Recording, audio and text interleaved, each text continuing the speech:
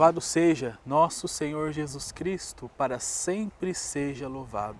Seja muito bem-vindo, meu irmão e minha irmã, ao nosso programa Minuto Família. Estamos no ano da família, Amores Letícia, refletindo sobre esse documento no seu capítulo 5º. E no programa anterior nós falávamos do ser filho. E hoje nós vamos falar dos idosos, que existem realmente muitos nas nossas casas, nas nossas famílias. A palavra de Deus vai dizer o seguinte: não me rejeites no tempo da velhice, não me abandones quando diminuam minhas forças. Como Deus nos convida a sermos seus instrumentos para escutar a súplica dos pobres, assim também espera que ouçamos o brado dos idosos. Mesmo com a idade avançada, mesmo com o esquecimento muitas vezes, mesmo com a velhice, é preciso continuar amando, é preciso respeitar. Muitas famílias preferem colocar no asilo porque dá menos trabalho. Não, se tem família com capacidade de cuidar, por que não cuidar, até quando Deus quiser, É preciso cuidar, é preciso amar também. Nos idosos existem uma fonte de sabedoria muito grande, histórias, coisas que podem enriquecer a nossa vida. É preciso saber usufruir de tudo isso para a nossa vida e para o nosso crescimento.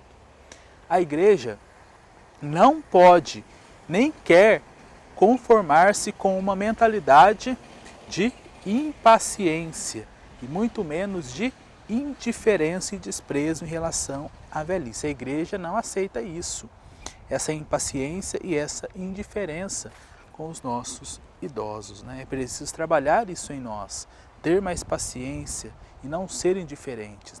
Ser indiferente significa que o outro não existe para mim. Não.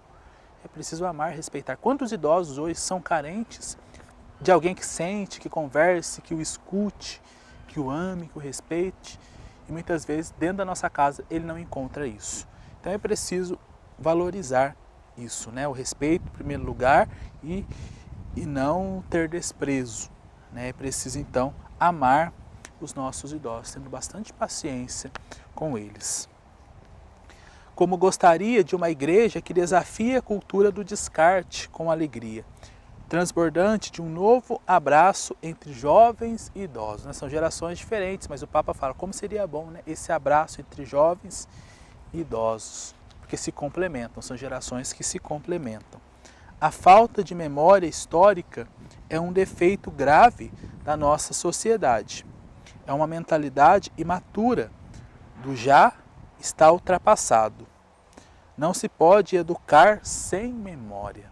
Olha só, às vezes nós achamos que o idoso só fica com coisas do passado, e não se atualiza no presente. Mas olha o que o Papa vai dizer.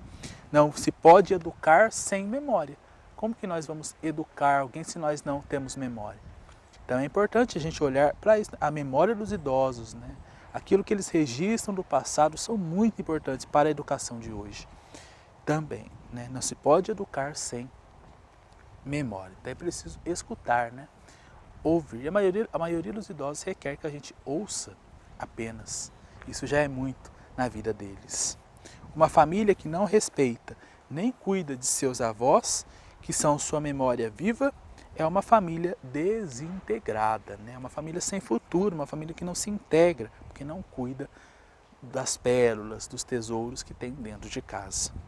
Mas uma família que recorda é uma família com futuro, vai dizer o Papa. Uma civilização que não há espaço para os idosos traz em si o vírus da morte, porque se separa das próprias raízes.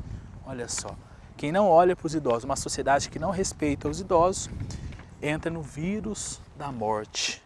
Por quê? Porque se separa das próprias raízes, da própria essência. Tudo tem uma raiz, tudo tem uma essência.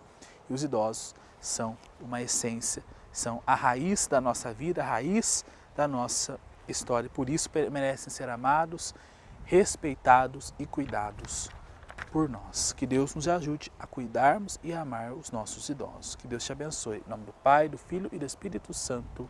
Amém.